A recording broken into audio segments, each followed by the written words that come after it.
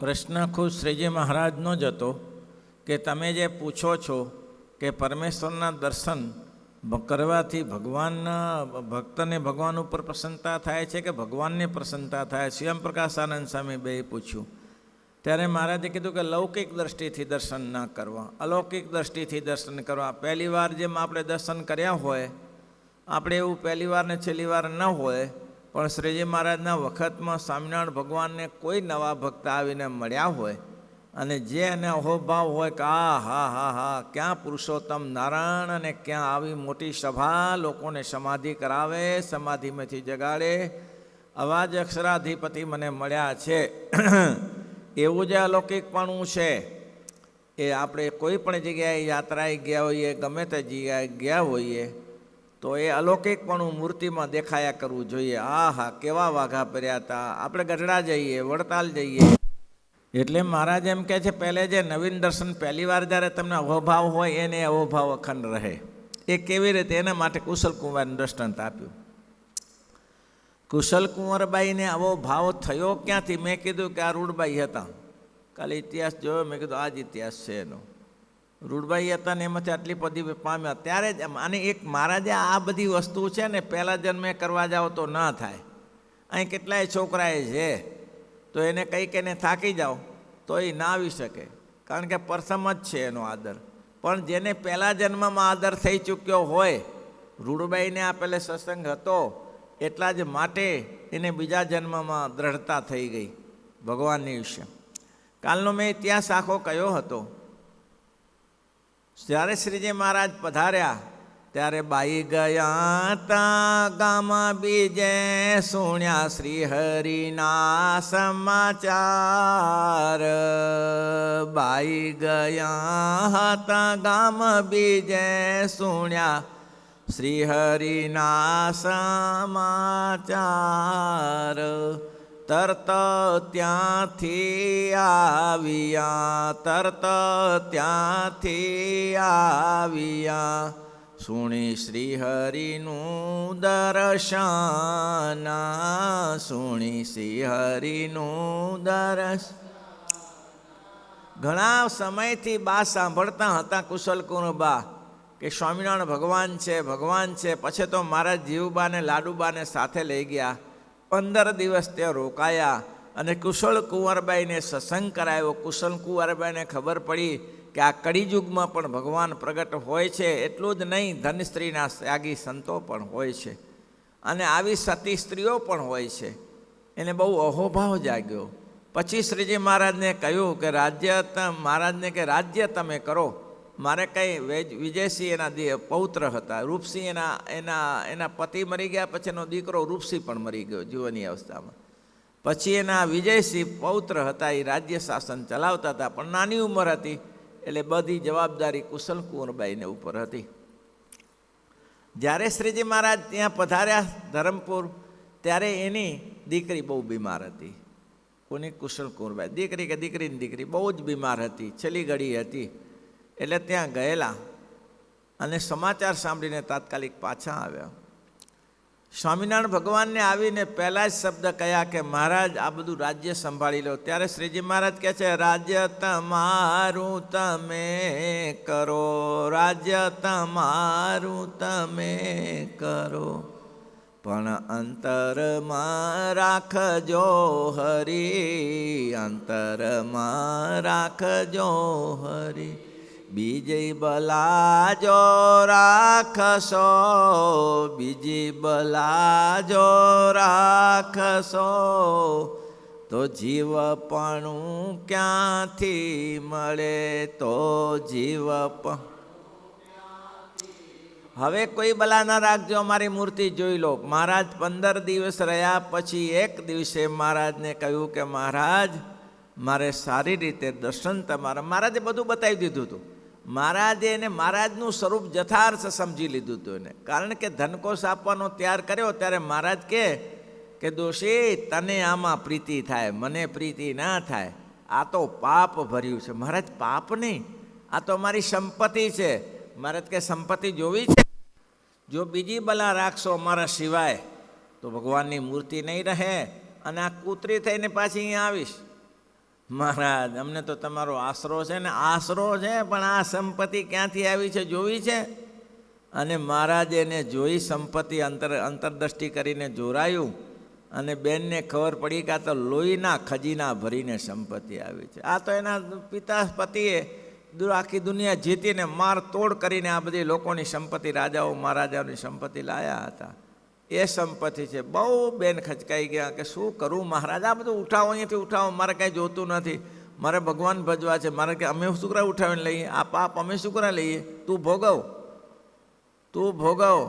મહારાજ બેન બહુ કરગરી પડ્યા, મહારાજ મને આ ભોગવવું નથી, મને તો તમારા અક્ષરધામમાં જવું છે. મહારાજ કે આમ અક્ષરધામમાં જવાતું હશે, આ અક્ષરધામમાં જવાની રીત છે, આ તો પાછળ જોવાય, આમાં લોટા રસો. તો બેને બિચારીએ બહુ મહેનત કરી, પણ મહારાજ તો નિષ્ફળ હતા કે આ સંપત્તિ અમારે પાપની લેવી નથી. શ્રીજી મહારાજ ગયા, એને ભેટ કરી, તો મહારાજે બધા બ્રાહ્મણો, બધા આદિવાસીઓને બોલાવીને આપી દીધું. જે કંઈ મહારાજનું યોગદાન હતું તે બધું મહારાજે ભૂદેવોને આપી દીધું. 1 રૂપિયો લીધા સિવાય. એવા નિષ્પૃહ તો સ્વામિનારાયણ ભગવાન હોય, આપણે ન થવાય. 1 રૂપિયો લીધા સિવાય. પછી બેન કરગરીને કહ્યું મને દર્શન કરવા દો. અને શ્રીજી મહારાજ કોપીન પર ઊભા રહ્યા. એક પરિપૂર્ણ નિશ્ચય હતો બેનને, ત્યારે મહારાજ એવું દર્શન આપતા. અને મહારાજનું અંગો અંગને દ્રષ્ટિ પલટાવી એટલે ઠાકોરજીના દર્શન કરીએ ત્યારે પહેલાં આંખ ખોલી અને બધું નક્કી કરવું કે પાઘ આવી છે, પાઘમાં આવી લીટીઓ છે, પાઘમાં મોતી છે, આ છે, તે છે, પીછોલી છે, તોરા છે. અને પછી આંખ બંધ કરવી. આંખ બંધ કરીને નક્કી કરી લેવું કે આમ જ છે કે નહીં. પછી પાછું ખોલીને જોવું. એમ 2-3 વાર દ્રષ્ટિ પલટાવીને દર્શન કરો ત્યારે દર્શન તમારે કાયમી રહે. પછી ગમે ત્યારે યાદ કરો ત્યારે યાદ આવી જાય. દ્રષ્ટિ જ ના પલટાવી હોય તો ક્યારે એને અંતરમાં ઉતારે જ ન હોય તો ક્યાં મેળ બેસે. બેને આવી રીતે દ્રષ્ટિ ઉતારી અને પછી મહારાજે કીધું હવે બેન જઈએ, તમને મારા અક્ષરધામમાં આવું છે ને. મહારાજ કે હા, હવે બીજી બલા નહીં રાખું. મહારાજ કે જો 4 કલાક કીર્તન કરજો, કોઈ તમારી માણસોને રાખજો, 4 કલાક કીર્તન બોલે ને તમારે સાંભળવું, અને 4 કલાક કથા વાર્તા કરવાની તમારે, અને 4 કલાક અમે આજે અમારી મૂર્તિ છે ને એનું તમે ધ્યાન કરજો.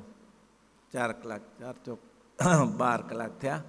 અને પછી 4 કલાક તમારી દેહક્રિયા કરજો, અને એ દેહક્રિયા કરો એમાં તમારો વ્યવહાર પણ સંભાળી લેજો, અને 4 કલાકની ઊંઘ કરજો, એટલે તમારા આ કાર્ય પૂરું થઈ જશે, ભગવાન તમારી સાથે રહેશે. બસ બેન આવું કર્યું. અને હજી તો શ્રીજી મહારાજ ત્યાંથી વડતાલ આવેલા, આંબલા નીચે સભા કરીને બેઠેલા. હજી મહારાજ ગઢપુર ગયા નથી. મહારાજને તે વડતાલમાં ઉત્સવ કરવાની ઈચ્છા હતી.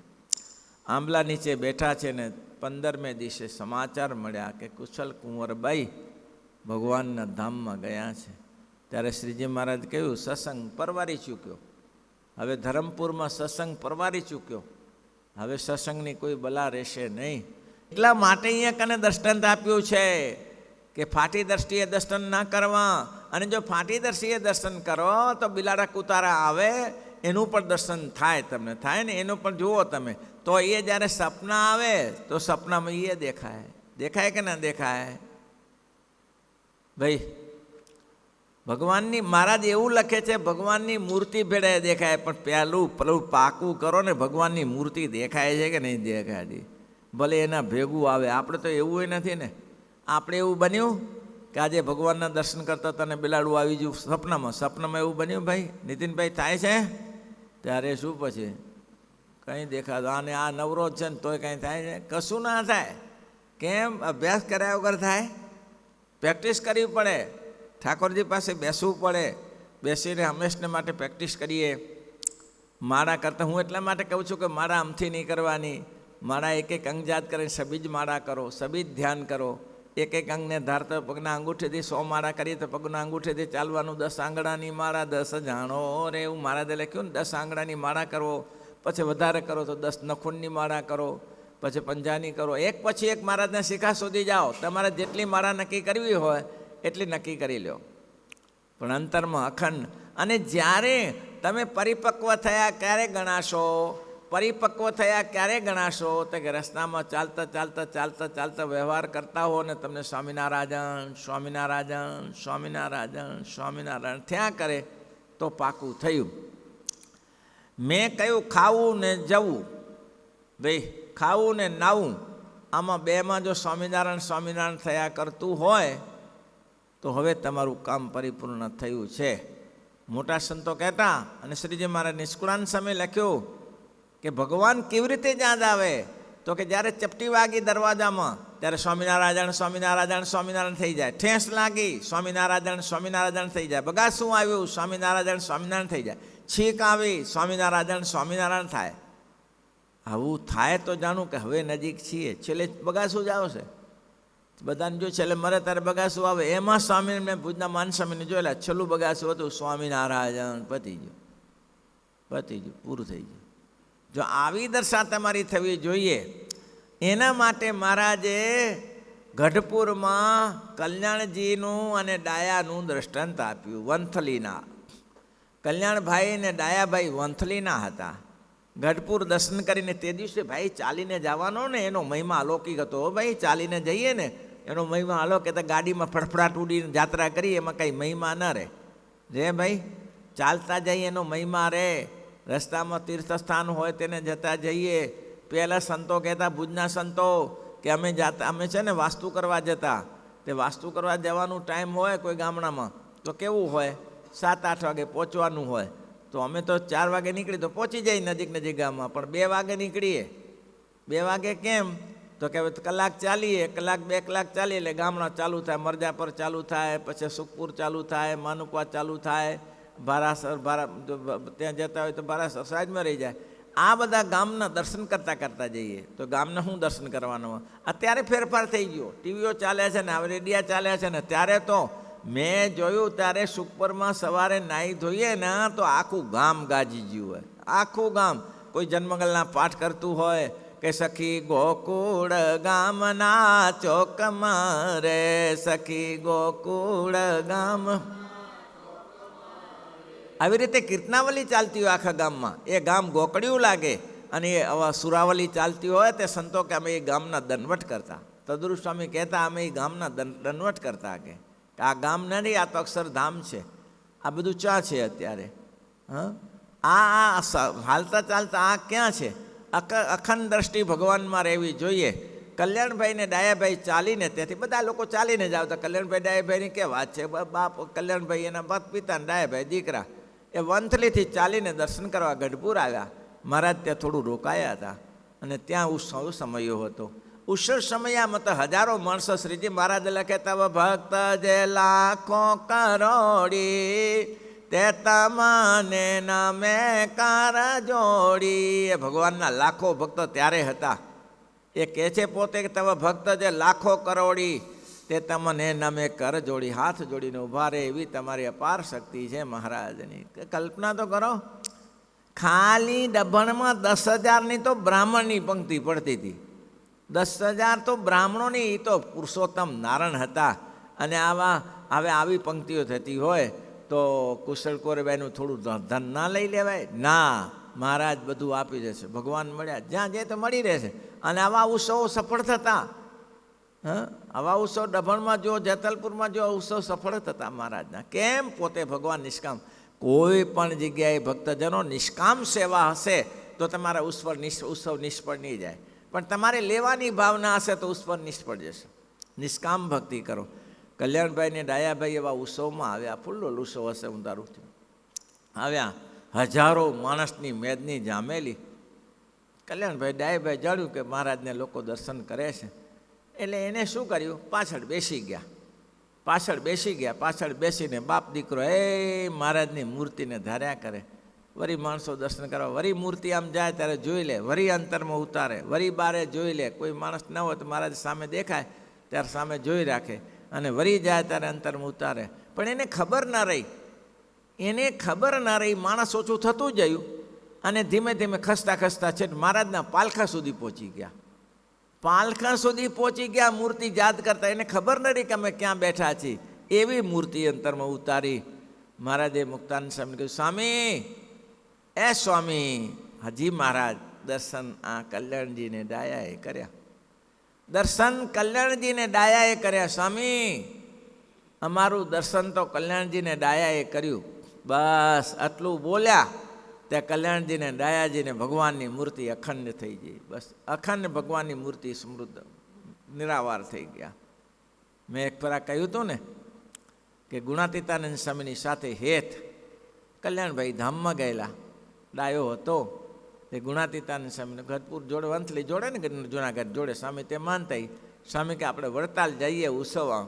તો ડાયાભાઈ કે આવું સ્વામી, હું સાથે સેવાય થશે અને ભગવાનનું ભજન થશે. સારું ચાલો. એ સંઘ કાઢ્યો સ્વામી અને ત્યાં વડતાલ ગયા. વડતાલમાં ઉત્સવ ચાલે, મેળા ઉપર બધાને ઉતારા.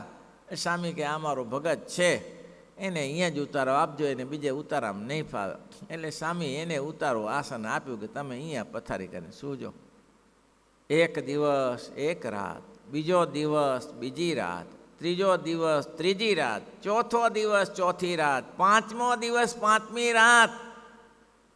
રઘુવીર ચરણ સ્વામી ગુણાતીતાનંદ સ્વામીને કે આ કોણ છે, આ છે કોણ?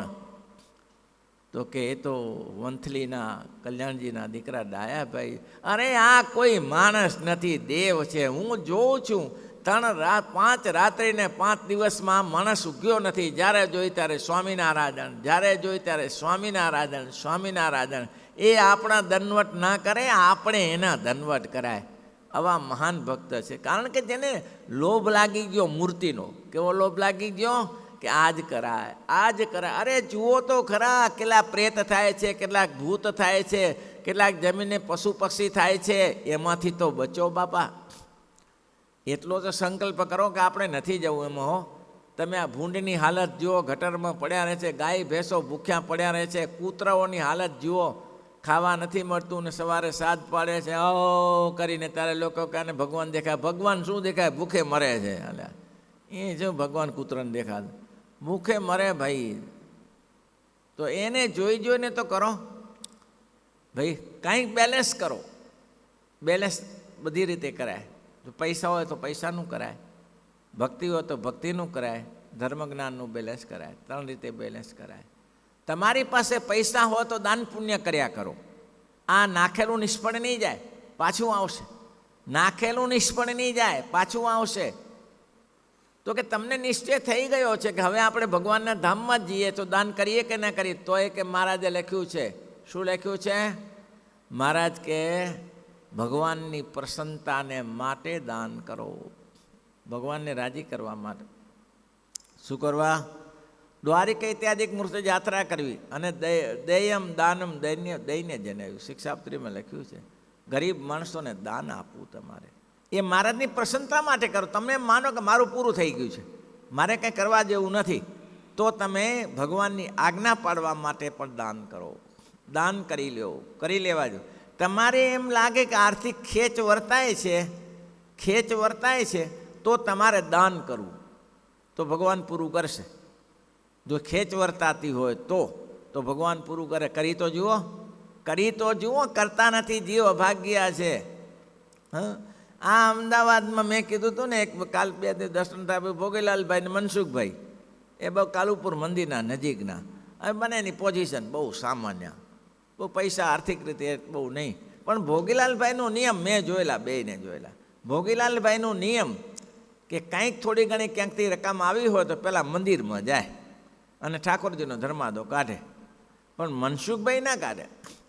મનસુખભાઈને પૂછીએ કે તમે ધર્માદો કેમ? તો કે ભગવાન આપે તો કાઢવાના.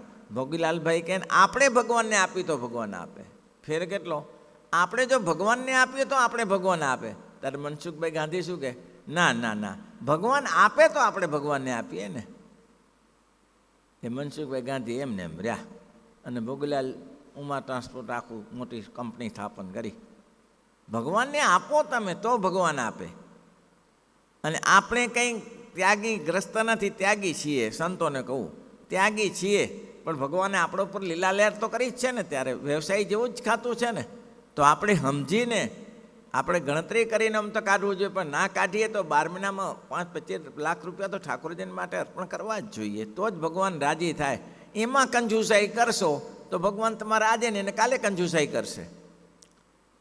કરવું જ જોઈએ. તેમ મહારાજે અહીંયા કને એમ કહ્યું કે મહારાજ કે એવા દર્શન કરે જેમ કલ્યાણજીભાઈ ડાયાભાઈએ દર્શન કર્યા, કુશલ કુંવરબાઈએ દર્શન કર્યા, એવા દર્શન કરે.